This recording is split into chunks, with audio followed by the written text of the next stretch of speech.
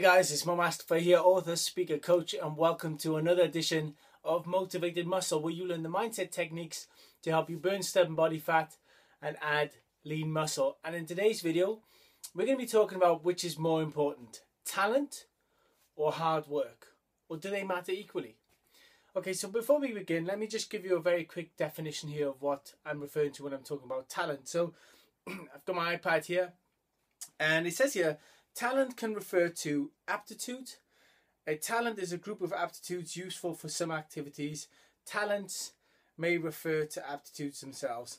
Now that's a bit of a formal definition here. Let me give you my personal definition here. I like to think of talent as your raw potential. You know, like if you think of like two seeds, okay, and one seed has the potential to become, say, a dandelion, and the other seed has the potential to become an oak tree, okay? Now, at first glance, they may look very similar. They're both very small. Like, I've never seen any of those seeds per se, but I'm imagining when they first start off, they're both tiny, right?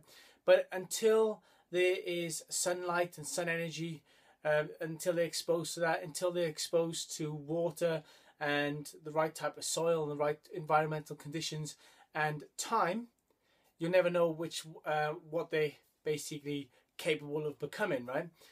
At least from first glance.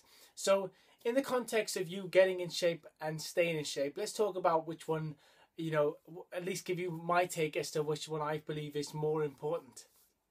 Okay, so very often I hear people talking about, I don't have the right genetics to get in shape. You know, I don't have the same talent as, say, somebody like Arnold Schwarzenegger. But what I want to tell you guys here is that a lot of times we use that as an excuse not to exercise at all in the first place. We use it as an excuse, as an easy cop-out to not even work out in the first place. Now, for myself, there's different types of body types. There's different categories they use in bodybuilding. They say ectomorph, endomorph, and mesomorph. And just to give you a very quick breakdown, ectomorph tends to be the genetically naturally skinny types.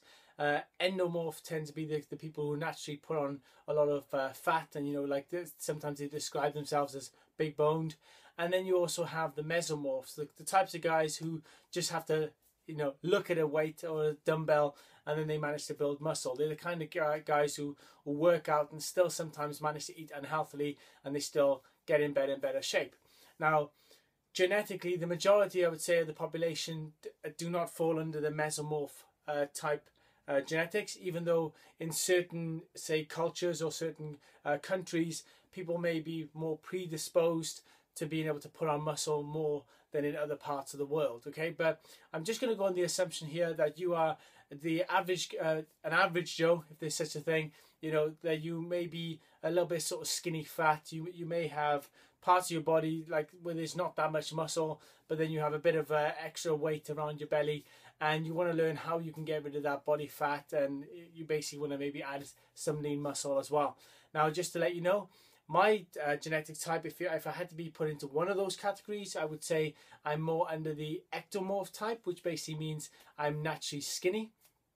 As a kid, I was always really skinny growing up and stuff, and I then, through things like weight training and strength training and learning how to develop my mindset and eat the right foods and stuff, have been able to sort of expand my genetic potential.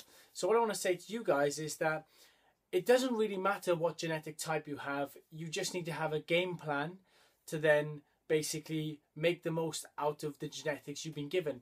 The genetics you have, you can't change them. You are predisposed to your genetic type, okay? Although there is work and science showing that genetics are malleable and stuff, but we're not going to go into that right now. But what I'm saying to you is that if you're naturally an ectomorph, then you're going to have to maybe take a slightly different training routine to maximize your potential, compared to if you were an endomorph and you were, you're obese or whatever, then you have to go maybe a slightly different direction. But nonetheless, I want to encourage you guys, I want to say, it doesn't really matter where your starting point is. It all really matters about where you're capable of going and whether or not you're going to put the time, the energy and the resources in to get there. Okay, guys? So that's really my thoughts on this. We can expand on this in another video, but basically don't let your genetic type, your predisposition hold you back from reaching your goals of getting in shape permanently and naturally. My name is Master. I hope you enjoyed this video. Give it a thumbs up and subscribe to my channel, and access my 7 mindset keys via my website now as well, completely free of charge, by clicking the links below. See you guys very soon. Take care.